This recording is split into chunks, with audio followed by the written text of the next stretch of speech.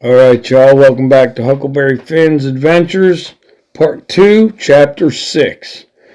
A Fallen Duke, a Lost King. For 2 or 3 nights we sailed gently down the river. We relished every minute of it. Nothing matches life on a raft. We watched for candles in passing cabins and used them as our time clock. When they put the last light out in the windows, we knew midnight had come. When the first light appeared again, we knew we had to hide ourselves in the raft. We found a canoe around the 3rd day. While Jim hid on an island, I took the canoe to the mainland to look for berries to offer a change in our diet. As I paddled up a little creek, 2 men came running down the bank toward me. "Save us," one yelled. "There are dogs after us, and men with guns, and we didn't do anything. They tried to jump into the canoe, but I wouldn't let them. I told them to run up through the brush by the creek, then jump into the water and wade down to the deeper water where I floated. I told them that would throw off the dogs. They did as I told them. I took them back to the island. Jim helped me fix breakfast." "So what got you into trouble?" the 70-year-old man asked the 30-year-old. "I sell medicine to take tartar off teeth. Sometimes it takes the enamel off as well. People don't take kindly to it. In the last town I stayed 1 night longer than I should have. I had to leave in a hurry. That's when I ran into you." Jim and I looked at each other. The men didn't know one another. "What about you?" asked the younger man. "I have been preaching a church revival and making good money at it," the 70-year-old bald-headed man said. "I started courting a young lady in the congregation. Unfortunately, her husband found out. A slave woke me up and told me to get out of town quickly. Do you think we might work together?" the young one said. "What do you do?" "I do several things. Printing, medicine making, theater acting, hypnotizing, fortune telling.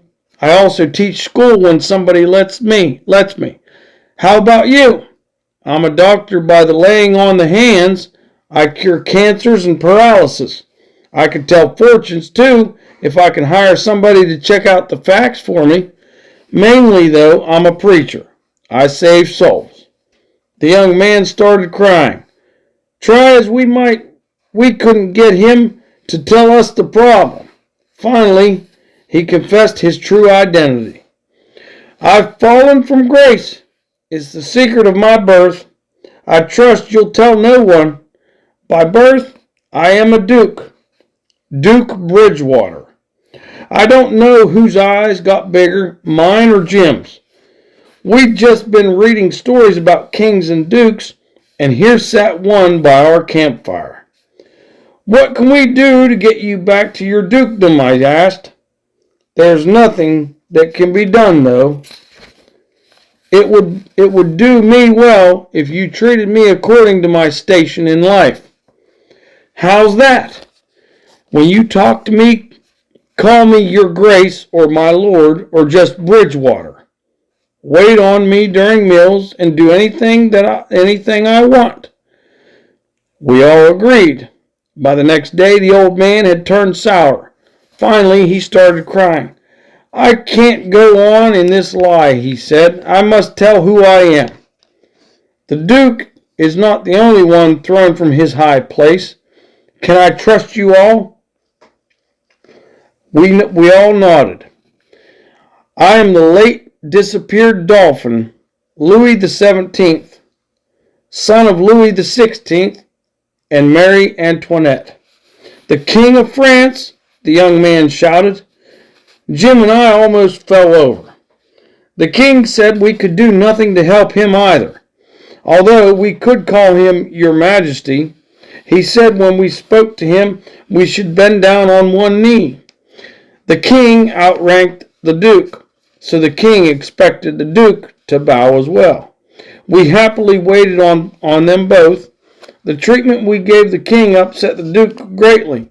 Finally, the king extended his royal hand. We must make peace with each other, my Duke.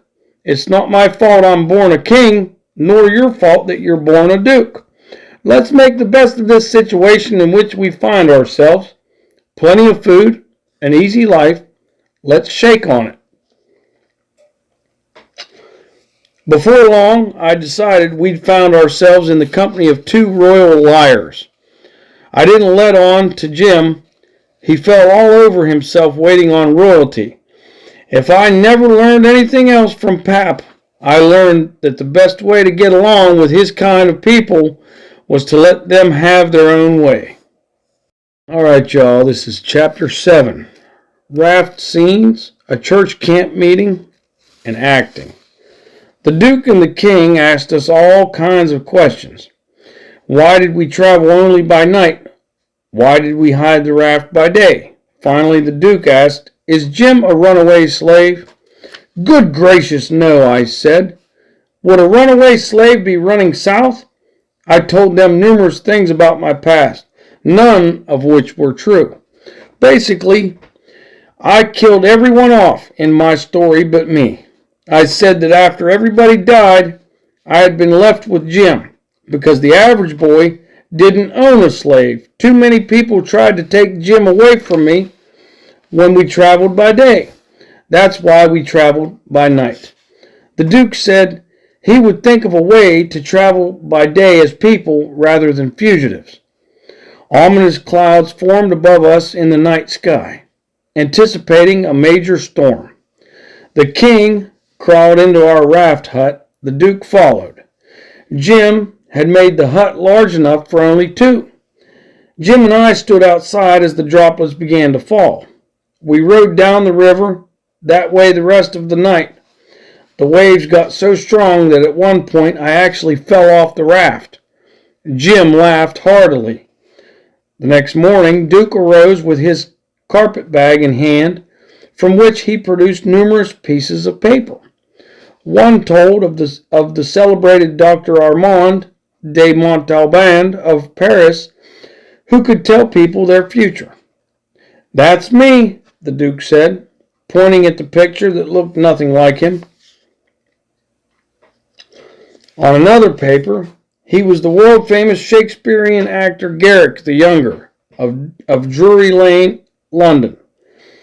On another, he proclaimed to be someone else, and then another. I almost forgot who he really was. He pulled out several costumes with frilly sleeves. He told the king that at the next town they would perform scenes from Shakespeare as a duo. You'll be Juliet. How can I be Juliet? The king asked. With my bald head and beard? No one will notice, by the way, the Duke said to me. I've decided how to solve your daylight travel problem. Let's stop at the next town. When we got to the town, Jim waited with the raft while we went ashore. No one in the town stirred. A slave told us everyone in town was attending a church camp meeting. The king got directions from the slave and said we should join them. The Duke wanted a printing office, which we found. We left him there. I didn't go happily with the king. Everyone always wanted to take me to church, even this scoundrel. When we got there, we saw almost 1,000 people from all over the county. Horses and wagons filled the woods. Lemonade, gingerbread, and watermelon stands were lined up outside. The preaching took place under a huge shed. The preacher held his Bible in the air and told everyone what he held was the brazen serpent in the wilderness. Look upon it and live. He talked the craziest I've ever heard a preacher talk. He screamed, he sweated, he motioned in the air. Pretty soon I couldn't hear him for the noise the people made saying glory and praise God and hallelujah. The king started praising as well, working his way up towards the front, leaving me behind and climbing up the stairs. I could hear him yelling over everybody. The preacher told him to speak. The king told everyone he had been a pirate in the Indian Ocean. But after hearing the preacher, he'd decided to change his ways. He wanted to go back to the Indian Ocean and convert all of those other pirates he knew. But he didn't have any money. But praise God, somehow God would get him there. "Take up a collection," someone shouted. Money started coming forward. Before I knew what had happened, we found ourselves back in the woods running for the raft. The king had collected $87.65 from the crowd. Until he heard the king's figures, the Duke had thought he'd done well in the printing business. He'd sold $9.50 in advertising to people for a newspaper that didn't exist. While at the office, the Duke had printed a poster. It showed a black man with a bundle over his shoulder. Underneath, he'd printed $200 reward. The small print told about Jim. Not really about Jim, but a story we all agreed we would follow. We agreed to pretend that Jim had run away from New Orleans and we had captured him to take him back for the reward money. If anyone came along, we would tie Jim in ropes. Jim agreed to the plan. When it came time for Jim's night watch, I found Jim trying to get the king to speak French just to see how it sounded. The king refused. "I've forgotten the language in all this trouble," he said. Morning came, but because of the story we'd decided about Jim, we continued to float along. The king practiced his Juliet speech. The Duke made a couple of swords out of strips of wood. He and the king fought with the swords from one end of the raft to the other. To make this a truly lively show, the Duke said to the king, "I'll teach you Hamlet's solo speech." The Duke had to think a moment to remember it. Then he began. I memorized it myself as he taught it to the king because I was so touched by its deepness. "To be or not to be, that is the bare bodkin. That makes calamity of so long life. 'Tis a consummation devoutly to be wished. But soft you, the fair Ophelia, open not thy ponderous and marble jaws, but get thee to a nunnery. Go." At the first town of any size, the Duke had us stop to print small posters that told of the shows. One was for a Shakespeare show, and the other was for something called the Royal Nonsuch, or some such. The Duke and the King entertained Jim and I for the next several days as we floated downriver, looking for a place for our show.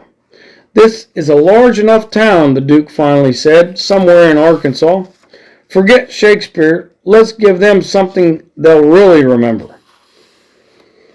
Now, it says, all over Bricksville, the King and Duke put up notices of the show that read, "At the courthouse, 3 nights only, the world-famous tragic actors, David Garrick the Younger and Edmund Kean the Elder, of the London and Continental theaters, in their thrilling tragedy of the King's Camelopard or the Royal Nonsuch. Admission 50 cents.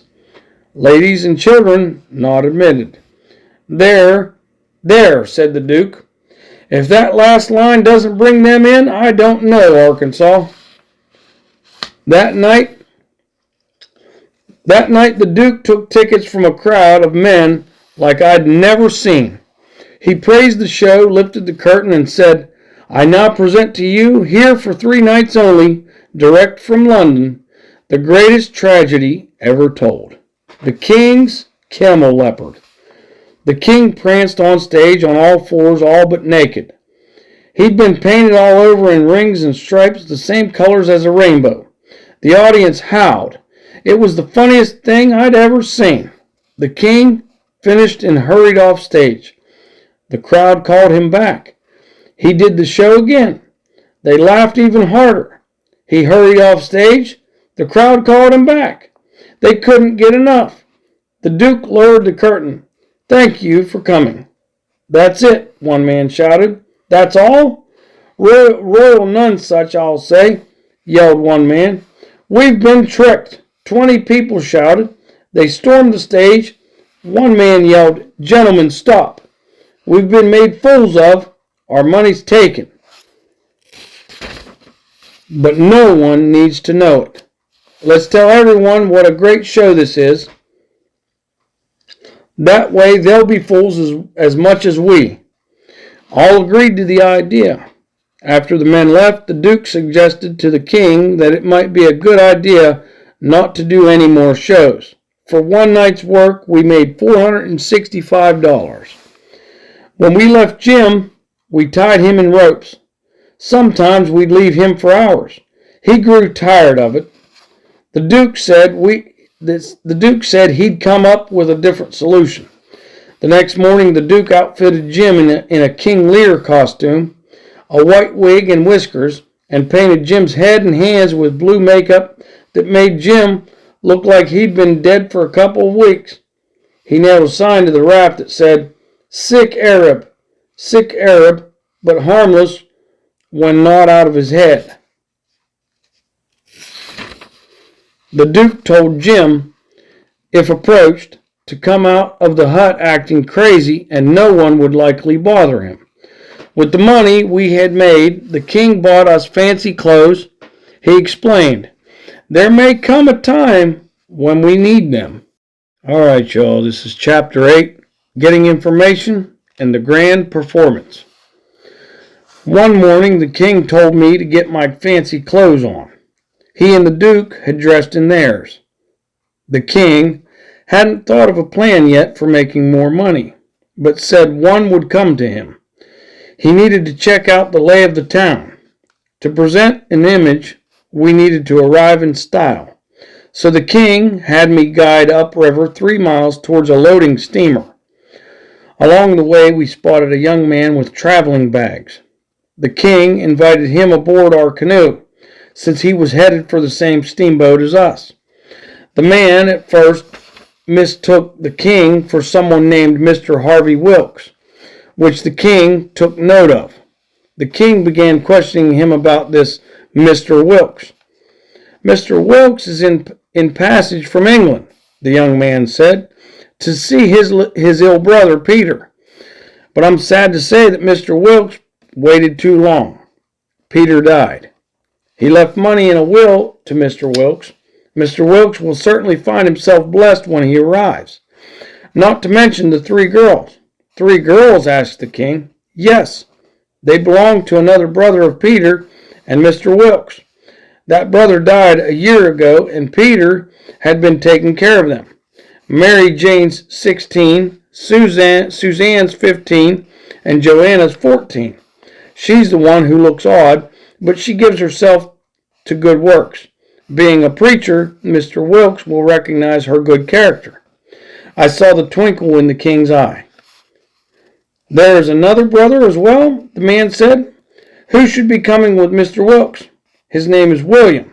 He is a deaf mute, and so, of course, cannot hear or speak."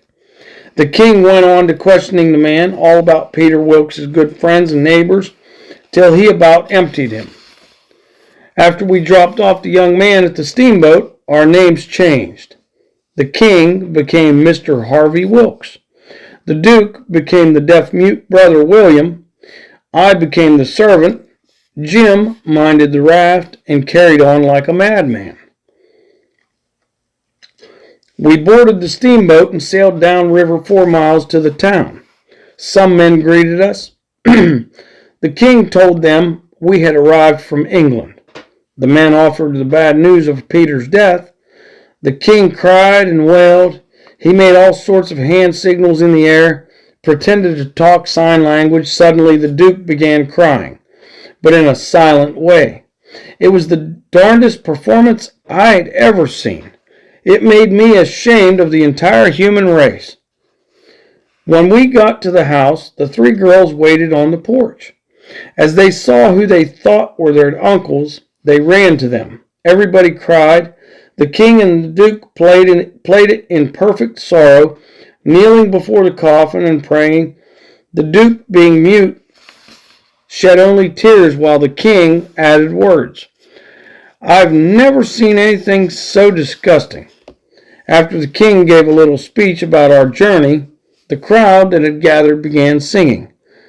Then the king met with several people in the crowd, going on and on about names and stories he read in letters from his brother, who was now dead. He was just saying the same words we had heard from the young man that we picked up on the river. He had a very good memory. Since the brothers had arrived from England, the will could be read. The dead man gave the house and $3,000 to the girls and a business, other rental houses, and $3,000 to the two living brothers, the king and the duke. It also told where the $6,000 in cash had been hidden downstairs in the basement. The king insisted that he, the duke, and I go down and get it. Instead of bringing it up, the king wanted to count it. We want to be up and up and make sure it's all here, he said. The count revealed we were $415 short. We can't go upstairs without the whole $6,000, the king said. They'll think we stole it. Empty your pockets and make up the difference. I don't want anyone upstairs to suspect us. The duke emptied his pockets, as did the king. They both grumbled about why the dead fool would say there was $6,000 here when there only had been $5,585. It took most of the money they'd made from the camel leopard show to bring the balance to $6,000. Now we'll take it upstairs, the duke said, and count it in front of everybody and give it to the girls in a big show. The crowd will go crazy. I followed them up. Friends, the king said, our dead brother was a giving man, but we don't need this money. We give it all to these three young ladies, the apples of their Uncle Peter's eyes. The crowd cheered and cried. Hogwash, a booming voice shouted from the back of the crowd. Dr. Robinson, someone called out. Ah, you are the good doctor, the king said to him with his hand out. My dear brother wrote of you. Get your hand away from me. You're telling nothing but lies. You're a fraud. You don't know Peter Wilkes any more than a monkey knows the alphabet. Girls, these men are frauds. I advise you to order them out of your house at once. Mary Jane, the eldest girl, stepped forward. Doctor, I cannot believe your tone at our Uncle Peter's death. Our uncles have traveled so far, all the way from England to be with us. They've done everything to unselfishly prove themselves. They've even given us their inheritance, leaving them with nothing. I know these are my uncles. She smiled at the king and the duke. They smiled back. It made me sick to see it. I'm giving them the entire $6,000. She handed over the cash. Invest this for us. We trust you completely. Pig's eyes, the doctor stormed from the house. All right, y'all, we're on chapter 9, hiding in the room and hiding the money. After the crowd left, Mary Jane gave Uncle William, the Duke, the spare room and gave her own room to Uncle Harvey, the King. I'll sleep on a cot in my sister's room, Mary Jane said. They put me in the attic. The girls prepared a large supper. I waited on the Duke and King. The household slaves waited on everyone else. Afterwards, I ate leftovers in the kitchen with the youngest girl, Joanna. She quizzed me about England. I must say I did poorly under the exam. I don't believe anything you've told me, Joanna said. You're a liar. She said this as Mary Jane and Susan came into the kitchen. Joanna turned sheepishly towards Mary Jane's voice. This young man is our guest, Mary Jane said. A servant to our uncles. You apologize to him immediately. But he said, I don't care what he said. Apologize. Joanna protested. Mary Jane railed into her. Susan followed. Finally, beaten down, Joanna apologized. What a long-winded and sincere apology it was. I wanted to lie again just to hear it one more time. I couldn't help but feel badly. Mary Jane and Susan trusted me. Joanna had humbled herself before me. I couldn't let the king and the duke rob them. I told everyone I wanted to go to bed. I left them downstairs and then climbed to the attic to think about what I should do. If I confided in Dr. Robinson, he might turn me in along with the two scoundrels. If I told the girls, they might do the same. I decided the only way out of this was to steal the money myself, hide it, leave town with the Duke and King, and then write the girls a note when we had traveled beyond harm's way, telling them where to find the money. I hurried down to the King's room. I heard the King and the Duke coming up the stairs. I started to hide under the bed, but then decided instead to hide among Mary Jane's dresses. I made a good choice because as soon as they came into the room, the Duke checked under the bed. "I'm worried about that doctor," the Duke said. "I think we should leave tonight with the money. Let's not be greedy." "Before we sell off the property?" the King asked. "That's an extra $8,000 or $9,000. We've got more than enough. Why take everything belonging to these poor orphans? Let's leave while it's safe." "Don't worry for the orphans," the King said. "Once we sell off the property and leave with the money, the buyers of the properties will feel sorry for the girls and return everything to them. The only ones out will be the buyers. It's the cost of being a fool. Besides, these girls are young. They've got the rest of their lives to work." I couldn't stand listening to them talk this way. "I guess you're right," the Duke said. "But I don't like where we've hidden the money." My ears perked. "If someone cleans the room, they may find it and keep a bit." "You're right," the King said. He crossed to where I stood. I thought of what I'd say if he found me. He removed a large box about 3 feet from my leg. Opening the box, he removed the sack of money. "Let's hide it under the bed. The only way someone would find it there is if they flipped the mattresses." They left. I lifted the mattress and took the sack of money. I carried it upstairs to the attic. I knew better than to hide the money in the house. If it came up missing, the Duke and the King would tear the place apart. I waited for everyone to go to bed. When the house got quiet, I took the money and slipped downstairs. Everyone slept soundly, including the men downstairs sitting with the corpse. I crossed to the front door. Someone had locked it, and I didn't have a key. I heard someone coming down the stairs, so I hurried into the parlor where the corpse lay in a coffin. There was no place to hide the money. Finally, I stuffed the sack under the lid of the coffin. Then I hid behind the door. Mary Jane came into the room. She prayed over the coffin. When she'd gone and all became quiet, I hurried to the attic. What an ideal plan. The money would be buried along with the body. After we were down the river, I'd write to Mary Jane. They would dig up the body and get their money back. But then I worried that the man who nailed the lid on the coffin might see the money first. He'd give it back to the King. The King would never let the money out of his sight again. I couldn't go back downstairs. If the men woke up and caught me with the money, the King would let me hang. I didn't sleep at all that night. The next day, everyone gathered for the funeral. Another thought crossed my mind. What if somebody stole the money off the dead man last night and it wasn't there anymore? When I write to Mary Jane and she digs up the body, maybe all she'll find is a dead man.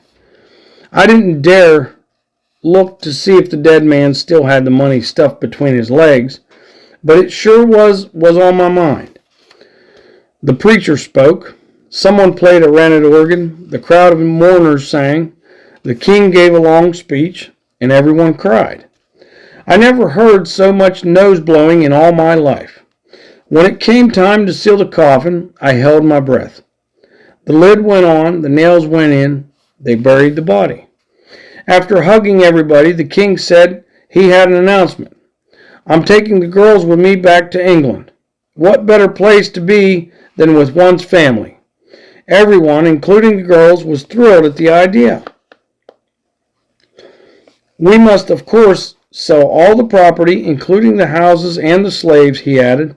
The next day, slave traders bought 2 boy slaves and shipped them to Memphis, and the traders sent the boy's mother to New Orleans. I thought about Jim and how he missed his family. It was terrible to break up a family this way. Some of the townspeople thought it cruel as well, including the Duke. He told the king so afterwards. They'll be back, the king said, when everyone realizes what we've done. I didn't believe the king. It seemed to me that the mother and her children had been broken up for good. The next day the house was to be sold at auction. I awoke that morning to the king shaking me. Have you been in my room? He asked. No. Have you seen anyone in my room? Just the slaves. The ones we sold? Yes.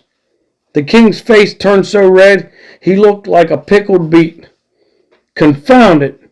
What? I asked, playing innocent. You never mind. The Duke started arguing with the king. The king fussed at the Duke. I thought they were going to fight right there. They disappeared down the stairs and left me alone in the attic. All right, y'all, this is chapter 10, Revealing the Fraud, Another Plan.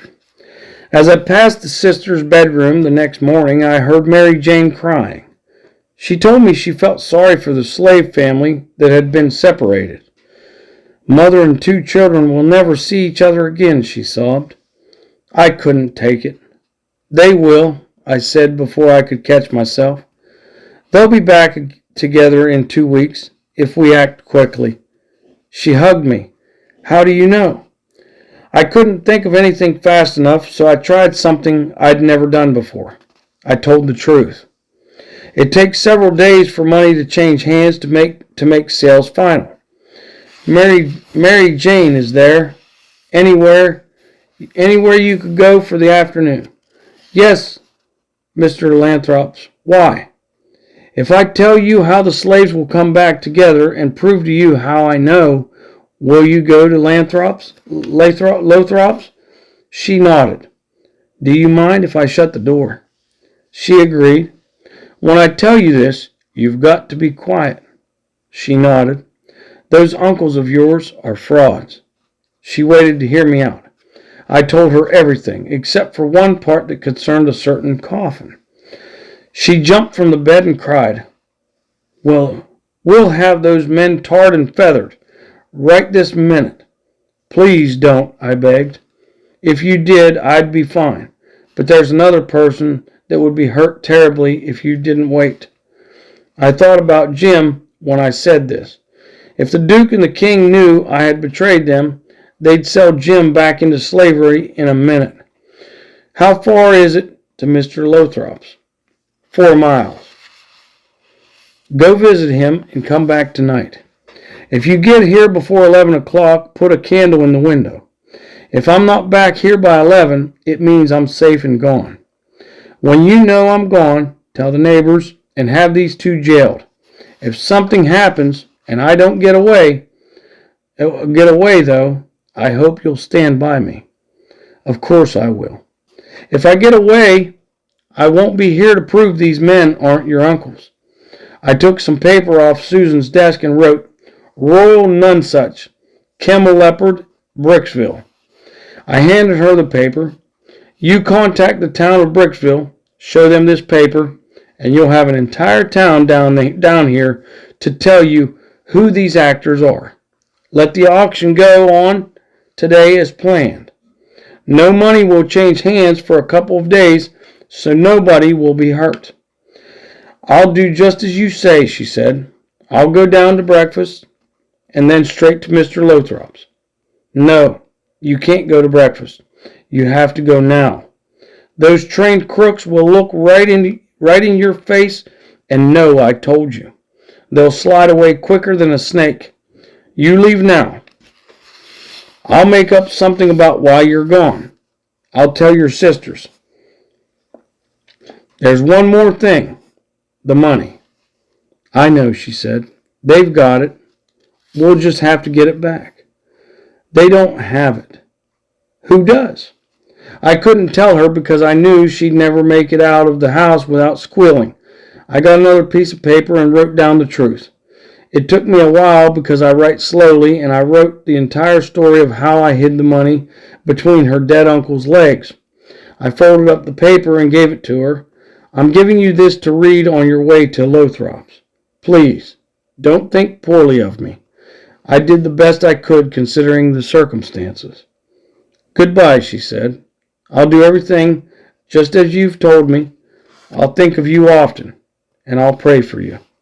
Pray for me, I thought. If she knew me, she'd probably want to pray for something a little easier. But I kept quiet. I found the sisters sitting around the breakfast table. The uncles were still upstairs, but I had to talk quickly. Mary Jane had to leave, I said. Someone has taken ill at the neighbor's house. I hope it's not Hannah. Yes, it is, I said. They stayed up with her all night last night. She may not make it. She has the mumps. People don't die from the mumps, Joanna said. It's got other things mixed in, I said. Measles, whooping cough, consumption, yellow jaundice, brain fever. It's a bad mix. Highly catching. Few have ever seen it, not even the doctor. Mary Jane said not to tell your uncles. If your uncles knew she'd visited Hannah on her catchy deathbed, they might postpone the trip to England. They can't know, Susan agreed. We can't miss England just to wait around to see if Mary Jane comes down with whatever it is, and I've already packed my bags. Exactly, I answered. Mary Jane said for you to tell the uncles that she'd gone to tell some people to come to the auction. The sisters did as I instructed them. The uncles didn't seem to care where Mary Jane was. Later that day, everything sold at the auction. The uncles smiled until a crowd of folks came up yelling and laughing. Someone called out, "Here are the other brothers of old Peter Wilkes. Which set do you think is real?" All right, y'all, this is chapter 11, The Real Uncles and Digging Up the Truth. The crowd brought a nice-looking older gentleman and a nice-looking younger gentleman over to see the king and the duke. The younger man had his right arm in a sling. I felt myself wilting, but the smiling king reached out his hand, as he would greet anybody. The older gentleman didn't take it. My name is Harvey Wilkes, the older gentleman said. I'm the brother of Peter Wilkes, deceased. This is our brother, William. He can't hear or speak, and with his hand broken, it is impossible for him to communicate. Our baggage unfortunately left the boat in the town before this one, but when it comes, we will prove we are truly the proper relatives. He sounded English to me by the way he pronounced words. When did you come to town? A man asked the king. I'd never seen this man before. About an hour before sundown, the day before the funeral. How'd you come? On the Susan Powell, the king said, from Cincinnati. Then, how come I saw you up at the point that same morning? You were in a canoe, and you had a boy with you. They started arguing. Would you know the boy again if you saw him? Dr. Robinson asked. Probably not. Why, yes. There he is. He pointed at me. Neighbors, the doctor said. I've told you before these men are frauds. Let's go down to the hotel with both sets of uncles and have this out. It was almost sundown when the doctor began. He pointed at the king and the duke. If these two men are frauds, they may have help waiting to get the money out of town. If these men are for real, I'm sure they won't mind if we guard their money for them. Would you? Gentlemen, the king began, the slaves we sold have stolen our money out of our bedroom. You won't find it at the house. The king looked sincere because he thought himself to be telling the truth. By the crowd's reaction, I could tell we lost support. The doctor turned to me and asked, Are you English as well? Yes. They started asking me all sorts of quizzes about England, which I tried to answer. That's enough, the doctor said. You're not a very good liar, young man. I was happy he stopped asking me questions, but I didn't take kindly to his compliment. I know how to solve this, Harvey Wilkes proclaimed. My brother had a tattoo on his chest. Surely the undertaker can confirm this. Wait, said the lawyer. Mr. Levi Bell. He pointed at the king. What was the tattoo? A blue arrow. Wrong, shouted Harvey Wilkes. It was his initials, PBW. There was no tattoo at all, the grave undertaker said. The crowd gasped. Enough, Levi shouted over the yelling crowd. We'll dig up the corpse and see. They dragged us to the graveyard. Thunder and lightning began. Rain fell in buckets. I wished I had Jim close by to tell me if these things were a good sign or bad. I had my own idea. Finally, they brought the coffin up and opened the lid. The money, a man shouted. He held up a bag. The man holding me loosened his grip to get a better look. I made a beeline through the crowd and down the vacant street. As I ran by the Wilkes house, I saw a candle in the window. I wanted to stop, but I ran on. I would have liked to have said goodbye to Mary Jane. When I reached the river, I borrowed a canoe someone had forgotten to tie down and rowed madly to the raft. Jim, I shouted as I climbed aboard. Suddenly, something dead for weeks came out of the hut calling, Huck, Huck. I screamed and fell back into the water before I remembered Jim's makeup. Jim wanted to hug me. Save it for breakfast, I said, scrambling. Let's get out of here. When the lightning struck again, I received a horror of a different kind. The Duke and the King had followed us on a raft of their own.